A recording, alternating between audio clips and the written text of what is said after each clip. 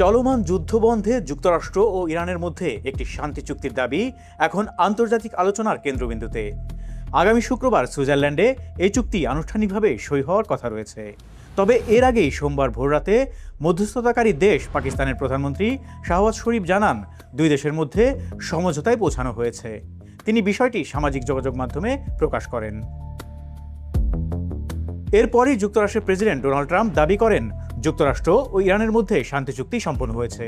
তিনি জানান, বিস্তারিত খুব শিগগিরই প্রকাশ করা হবে।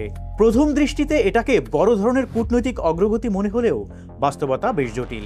কারণ এই অঞ্চলের ইতিহাস বলছে, এই ধরনের চুক্তি স্বাক্ষর হওয়া এক জিনিস আর তার টিকে থাকা সম্পূর্ণ ভিন্ন বিষয়। এখানে সবচেয়ে বড় প্রশ্ন হচ্ছে, এই শান্তি চুক্তি আদৌ কতদিন টিকবে? ইরানের পক্ষ থেকে এখনও কোনো আনুষ্ঠানিক বিবৃতি আসেনি।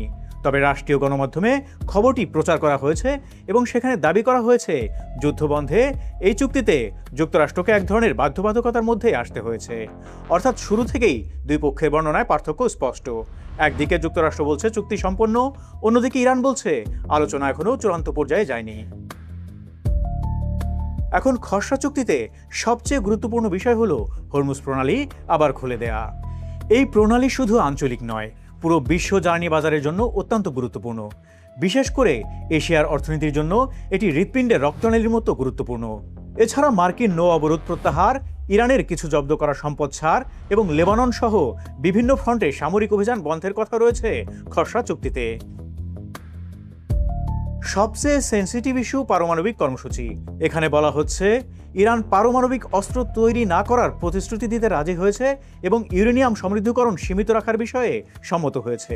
কিন্তু এটি এখনও চূড়ান্ত সমঝোতা নয়। আর এখানেই মূল অনিশ্চয়তা শুরু। কারণ এই পুরো প্রক্রিয়ার বাইরে সবচেয়ে বড় এবং সবচেয়ে আক্রমণাত্মক অবস্থানে রয়েছে ইসরায়েল। তারা শুধু এই আলোচনার অংশই নয়, বরং শুরু থেকেই এই ধরনের যে কোনো সমঝোতার বিরোধিতা করে আসছে। এখনও তাদের অবস্থান একই, এই চুক্তি তারা মানবে না। বিশ্লেষকদের মতে সবচেয়ে বড় ঝুঁকি এখানেই। কারণ মাঠ পর্যায়ে সংঘাত, বিশেষ করে লেবানন ফ্রন্টে ইসরায়েলের সামরিক অভিযান চলতে থাকলে এই চুক্তি বাস্তবায়ন করাই কঠিন হয়ে পড়তে পারে। অর্থাৎ কাগজে একটি শান্তি চুক্তি থাকলেও বাস্তবে সেটি কতটা কার্যকর হবে সেটা এখনই নিশ্চিত করে বলা যাচ্ছে না। অন্যদিকে এই ঘোষণার পর আন্তর্জাতিক তেলের বাজারে বড় পরিবর্তন দেখা গেছে। তেলের দাম কমে গেছে, কারণ হরমুজ প্রণালী খুলে গেলে সরবরাহ স্বাভাবিক হওয়ার সম্ভাবনা তৈরি হয়েছে। কূটনৈতিকভাবে জাতিসংঘ, ইউরোপীয় ইউনিয়ন এবং কিছু ইউরোপীয় দেশ এই উদ্যোগকে ইতিবাচক হিসেবে দেখছে। বিবিসির খবরে বলা হয়, এক যৌথ বিবৃতিতে ইরানের ওপর থেকে নিষেধাজ্ঞা তুলে নেওয়ার ঘোষণা দিয়েছে ইউরোপের শীর্ষ 4 শক্তি। দেশগুলো হলো যুক্তরাজ্য, ফ্রান্স, জার্মানি ও ইতালি। যৌথ বিবৃতিতে দেশগুলো জানায়, ইরান পারমাণবিক কর্মসূচি নিয়ে স্পষ্ট পদক্ষেপ নিলে তারা আন্তর্জাতিক নিষেধাজ্ঞাগুলো প্রত্যাহার করতে প্রস্তুত।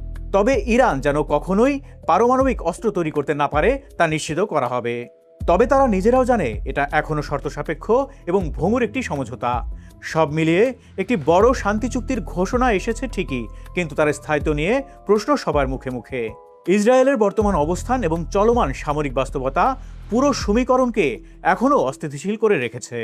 এই চুক্তি কি সত্যি শান্তির শুরু, নাকি খুব দ্রুতই চুক্তি লঙ্ঘনের ঘটনা ঘটবে? ইসরায়েল যদি এই শান্তি চুক্তিকে পাত্তা না দেয়, তাহলে এর গুরুত্ব কি আদৌ আছে? যুক্তরাষ্ট্র কি পারবে ইসরায়েলকে এই চুক্তি মানতে বাধ্য করতে?